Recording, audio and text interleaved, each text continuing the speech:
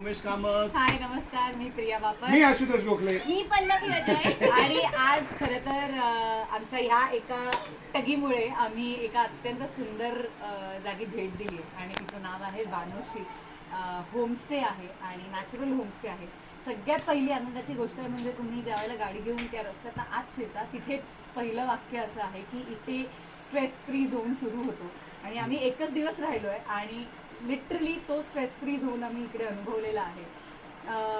एकीकडे मला असं वाटतं की खूप लोकांनी इकडे यावं आणि भेट द्यावी, पण मला असंही वाटतं की खूप लोकांनी येऊन टुरिस्ट जागा करून त्यांनी जे जपलंय, जे वाढवलंय, इथली जंगलं म्हणा, त्यांनी जी हाईड प्लेसेस तयार केल्या तुम्हाला बर्ड वॉचिंगसाठी, या सगळ्याची येऊन टुरिस्टी गोष्टी त्याच्या करू नये. त्याने त्याचा अनुभव गोंधळ घालायला इथे येऊ नये, शांतपणे जायला सगळ्यांनी यावं.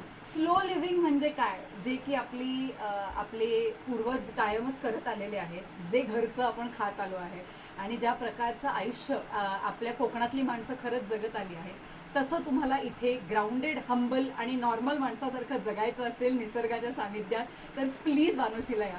आमचा खूप सुंदर अनुभव झाला आहे. एकच रात्र आम्ही थांबलो इथे, पण मी नक्की माझी पुन्हा सोलो ट्रिप करायला परत येईल.